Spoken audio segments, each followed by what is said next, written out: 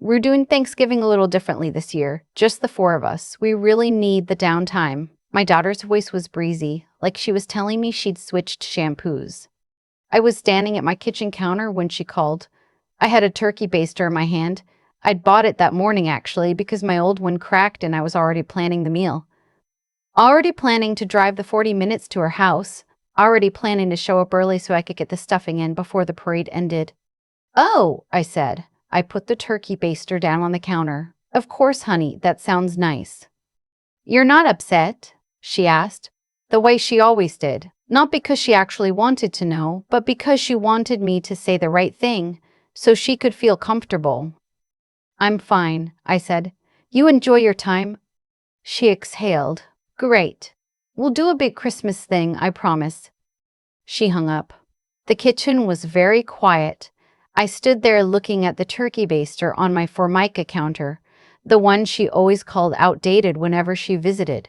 And I thought about the sweet potato casserole I hadn't made yet, but had already bought the marshmallows for. They were in the cabinet above the stove. The jumbo bag, because my son-in-law liked extra. I didn't cry. I'm 68 years old.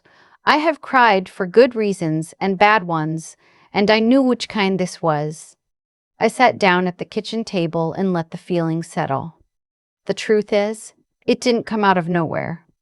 The distance had been building for years, 1 degree at a time, the way a house gets cold in November. You don't notice until you're shivering and the season already changed. It started, I think, the year my daughter and her husband moved into the house I helped them buy. Not helped, paid for mostly.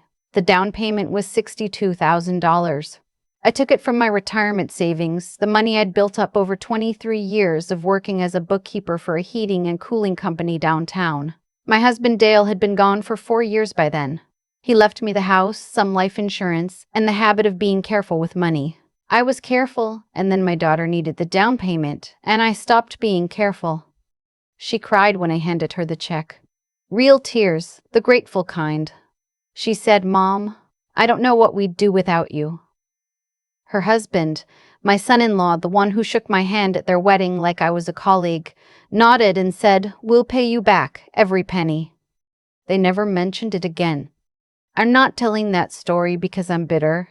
I'm telling it because I want you to understand the arithmetic I was running in my head for years, the formula that kept me showing up even when I felt invisible. Because I kept showing up. Every Thanksgiving, every Christmas, every birthday, I drove to their house, my daughter, her husband, my 2 grandchildren, a boy named Cody and a girl named Lena. I brought food every time because I couldn't walk into someone's house empty-handed, even if that someone was my own child. I brought the things I knew they liked, the sour cream coffee cake for my son-in-law, the roasted pecans my daughter snacked on all day, the little felt tip markers Lena liked, and the Lego sets for Cody. I kept a running list in the Notes app on my phone. What each of them mentioned wanting, what each of them didn't finish last time so I wouldn't bring it again. I never once showed up on that list in theirs. The holidays got shorter, is the thing. The first few years I'd arrive around 11 in the morning and stay until the kids went to bed. Then it became arrive at 2, leave by 6. Then arrive at 3 for dinner, gone by 8. Then last Thanksgiving, the year before the call, I drove 40 minutes there and 40 minutes home for a 2-hour visit, in which my son-in-law spent most of it watching football in the other room. My daughter's attention was on a running group chat with her friends. And Cody sat across from me at the table without once looking up from his Switch. I ate my food, I complimented the store-bought pie. I found my own coat when it was time to leave. In the car on the way home, I told myself the same things I always told myself. They're busy. The kids are at a hard age.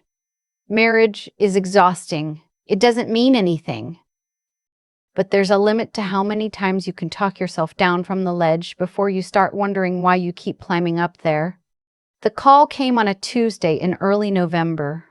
My daughter has a way of timing things. She calls when she thinks I'll be distracted, in the middle of the day, as if I'm still at my old desk shuffling invoices and won't have time to fully feel whatever she's about to say. I wasn't distracted. I was sitting with my coffee going cold and the turkey baster in my hand. After she hung up, I put the marshmallows back in the cabinet. I put the turkey baster in the drawer. I got in my car and drove to the ShopRite 2 towns over, not because I needed anything, but because I needed to move. I walked the aisles for a long time. Seasonal candles, aluminum roasting pans, pre-made pie crusts. The whole store was designed for people cooking large meals for people they loved. I stood in the middle of the canned vegetable aisle for a long time doing nothing. A woman with a cart full of yams excused herself past me and gave me a small, sympathetic look, the way strangers sometimes do when they recognize a certain kind of tired. I bought nothing. I drove home. That afternoon, I went to my spare bedroom, the one I keep made up in case anyone wants to stay over. My daughter said once, years ago, that they should bring the kids for a long weekend sometime. The kids would love your backyard, she said. That was 3 years ago. They never came, but I still change those sheets every few weeks, just in case. Still put fresh hand soap in the guest bathroom. I sat on the edge of that bed and looked at the quilt I'd made years ago, before Dale died, when I used to have time for things like that. It was blue and cream and lopsided in one corner because I'd run out of a particular fabric and had to substitute. I'd always meant to fix it. I sat there for a while with my hands in my lap. I had already ordered Thanksgiving decorations 3 weeks earlier from Amazon, a wreath for the front door, cloth napkins with little turkeys on them, a candle that was supposed to smell like spiced pear. All of it still in boxes in my front hallway because I was waiting until the week before to decorate. Like I always do, because I like having something to look forward to. That night I opened the boxes and took everything out. I looked at it spread across my kitchen table. Then I put it all in a paper shopping bag and set it by the back door. The next morning was a Wednesday. I woke up at 5:30 the way I always do. My body hasn't gotten the message that I don't have anywhere to be anymore, and I made coffee and sat at the kitchen table. The yard outside the window was November gray. A squirrel was digging in the garden bed where I used to grow tomatoes. I opened my phone and looked at the Notes app, the list of things my family liked. Coffee cake, pecans, Lego, markers. I read it like it was a letter from someone I used to know. Then I opened a new note and started writing something else. I wrote down the names of people who had shown up for me without being asked. My neighbor Adele, who dropped off soup when I had my knee surgery 2 years ago, who never mentioned it again, who just rang the bell and handed me the container and said she had extra. My friend from my old church, Marvella, who still called every Sunday evening just to talk, who never made me feel like I was imposing. The woman at my pharmacy, Tess, who remembered my name and always asked how my garden was coming. The boy across the street, he was probably 19, who shoveled my driveway last January without being asked and refused the $20 I tried to give him. These people had no obligation to me, and somehow they were more present than the people who did. I folded the note and put it in my purse. The next few days I went about things quietly. I didn't call my daughter. She didn't call me. I thought about calling, the way I always thought about calling, reaching for the phone and then putting it down and asking myself what exactly I would say. I'm hurt. I'm lonely. I matter too. You can't say those things to your own child without it becoming an argument you'll lose, because they'll make you feel foolish for having expected anything at all. So instead, I drove to the craft store and bought the things I needed to make Cody's birthday gift. He was turning 8 in January, and I'd been planning to make him a personalized storybook since August. I spent an afternoon at my kitchen table with scissors and glue and a stack of cardstock, and for the first time in weeks, something in my chest felt like it belonged to me. On the Saturday before Thanksgiving, I called Adele. "What are you doing Thursday?" I asked her. She laughed her big, warm laugh. "Feeding myself soup from a can if no one saves me. My son's taking his family to his in-laws' place in Connecticut." "Come here," I said. "I'll cook." There was a pause. "Loretta," she said. "My name." She said it like it meant something. "Are you sure?" "I already have the marshmallows," I said. She laughed again and said she'd bring her famous apple cake. I told her to bring herself. That was enough. I hung up the phone and stood in the kitchen and felt something I hadn't felt in a long time. Not happiness exactly, something quieter and more durable. The feeling of making a decision that belonged entirely to me. Thursday came. I cooked a full meal, turkey breast instead of a whole bird, because it was just two of us, but everything else full-sized. Stuffing, sweet potato casserole with extra marshmallows, green bean casserole, cranberry sauce from scratch, the rolls from the tube that I know are not impressive, but that I love and have never apologized for. I set the table with the cloth turkey napkins from the box by the back door. I lit the spiced pear candle. I put the wreath on the front door. Adele arrived at noon with her apple cake and a bottle of Moscato and a small Norfolk pine she'd wrapped with a yellow ribbon. "Early Christmas," she said, holding it out. "Don't argue." We ate for 2 hours. We talked about her late husband and about Dale and about the neighborhood 30 years ago when it was noisier and there were more children. She told me about a trip she was thinking about taking to Savannah. I told her about the tomatoes I was planning to grow next summer and the new raised bed I was considering. She helped me do the dishes. We watched the end of a movie I'd recorded weeks ago and never gotten around to. She left at 4:30. I waved from the door. The house still smelled like food and candle wax and Adele's apple cake. I stood in the quiet for a minute, and then I sat down in my armchair with a cup of tea and thought about what had just happened.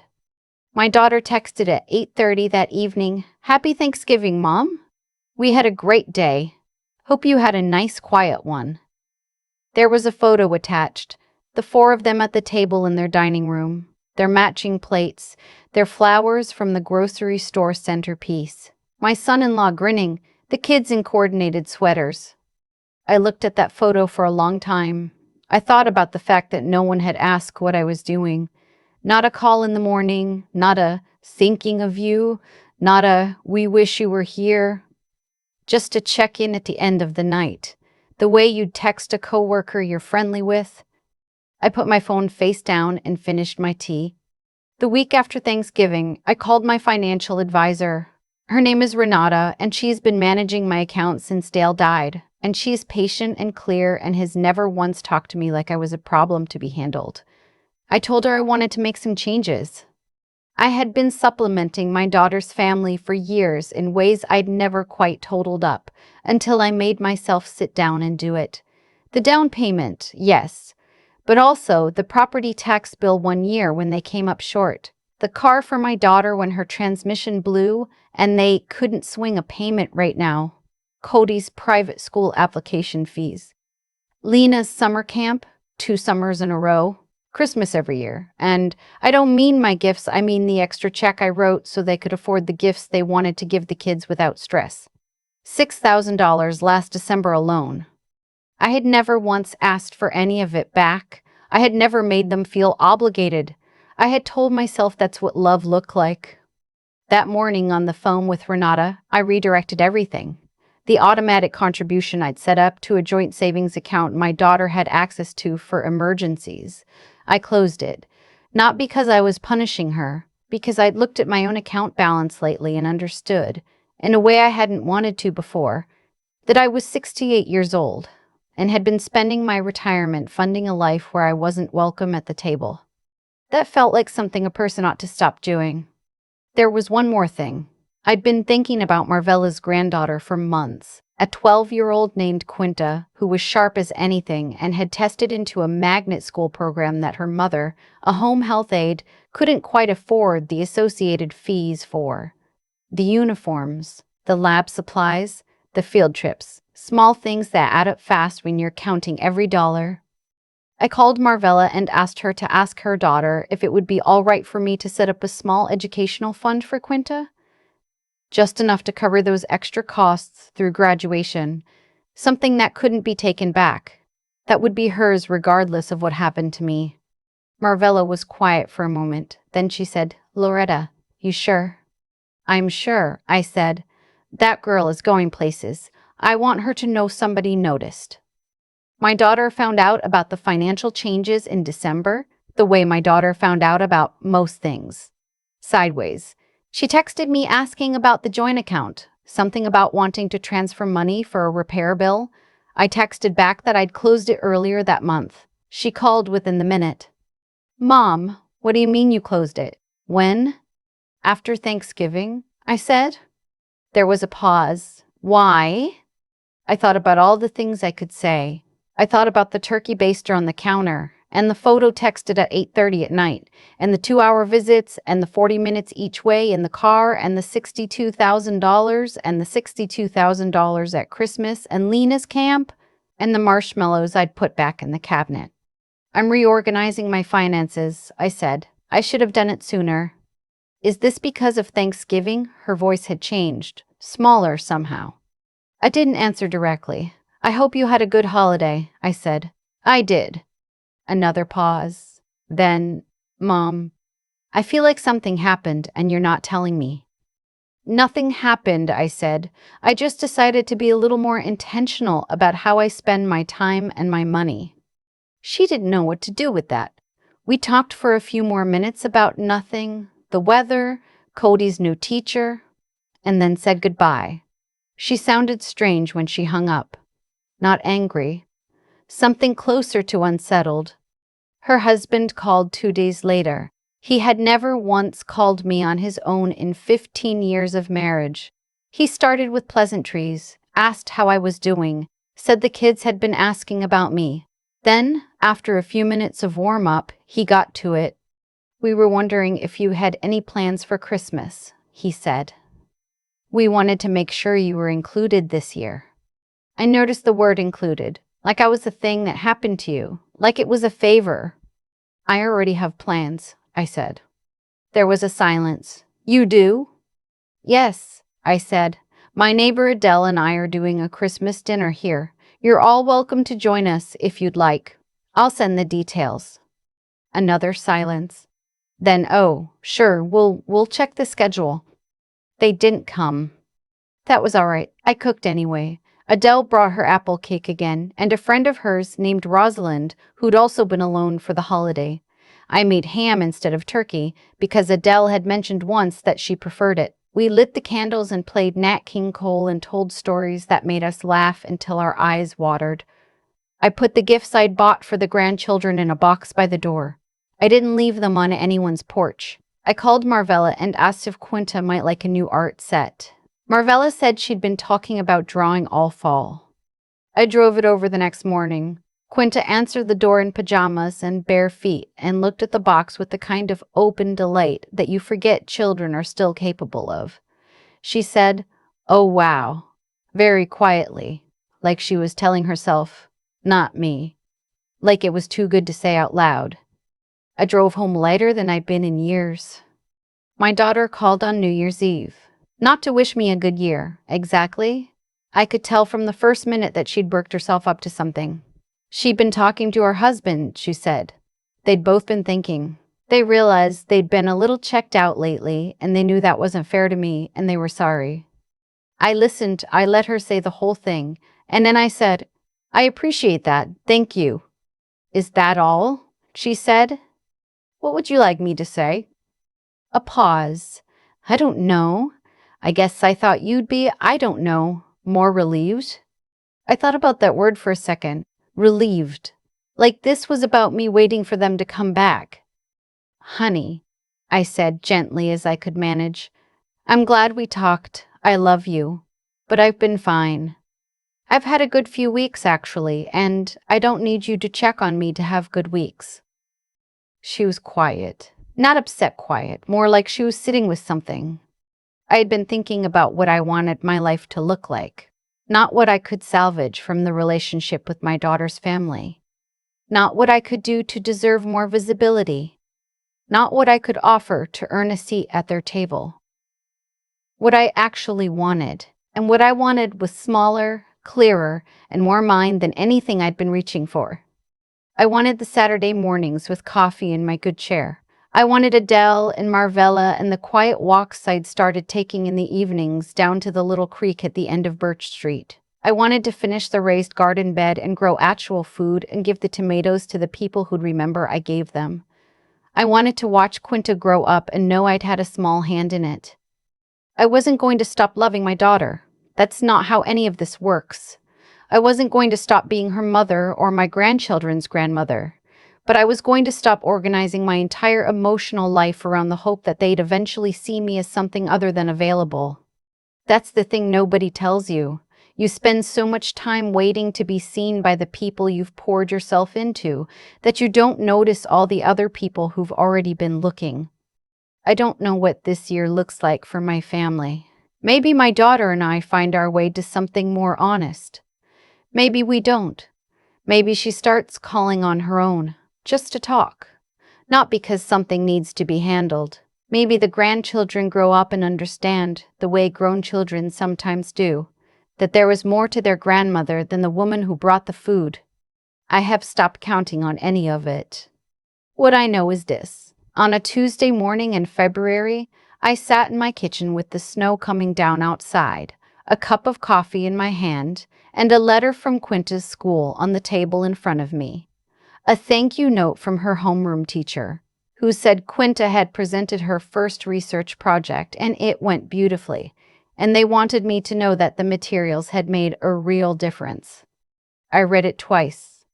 Then I put it on my refrigerator, next to the drawing Adele had made of my tomato garden at Christmas. A silly little sketch on a cocktail napkin, my backyard in summer, the sun lopsided and cheerful in the corner. You don't need a seat at someone else's table to eat well.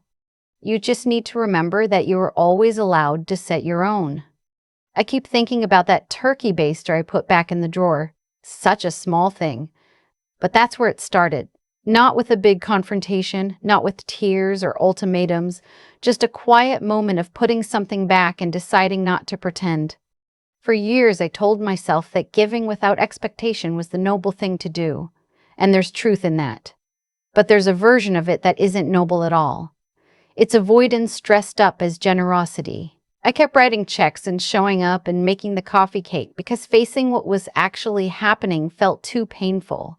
It was easier to stay useful than to admit I'd stopped being seen. What I've come to understand is that the way things unfold isn't random. Every choice compounds. My daughter and her husband grew comfortable with my availability because I made it effortless for them to take it. I handed over $62,000 without a conversation about what it meant, and then I did it again and again in smaller amounts, and the message I sent, without ever intending to, was that I would always absorb the cost, that I had no limit, that I didn't need anything back. I taught them, slowly, over many years, exactly how to treat me.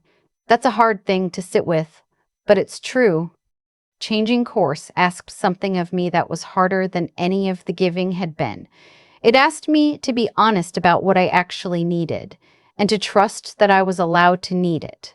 That kind of clarity, looking at your own life without flinching, without making excuses for the people you love, that's not easy to come by.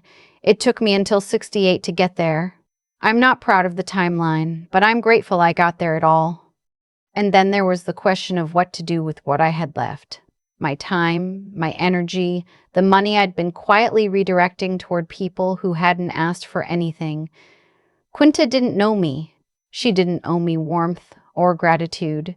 But when I stood at her door with that art set and watched her face go quiet with something too big to say out loud, I understood something I hadn't been able to articulate before.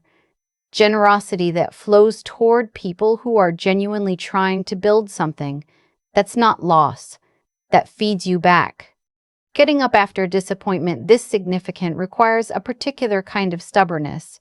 Not bitterness, not self-pity, just the refusal to let someone else's indifference write the last chapter of your story. I made Thanksgiving dinner for 2 people, and it was one of the best meals I've ever sat down to. I set my own table. I lit the candle I bought for someone else's house. I decided that my life at 68 still had things worth tending to. I don't know if my daughter and I will find our way back to something honest. I hope so. I love her the way you love someone you've known since before they could speak, completely and with full knowledge of who they are. But love doesn't require you to disappear. It never did. You can be a good mother and still say, enough. You can be a generous woman and still close an account. You can carry every gift you bought back up the stairs and put it away, and that quiet act can be the most dignified thing you've ever done. I put the letter from Quinta's teacher on my refrigerator. It's still there. I look at it every morning when I make my coffee. That's enough. That's more than enough.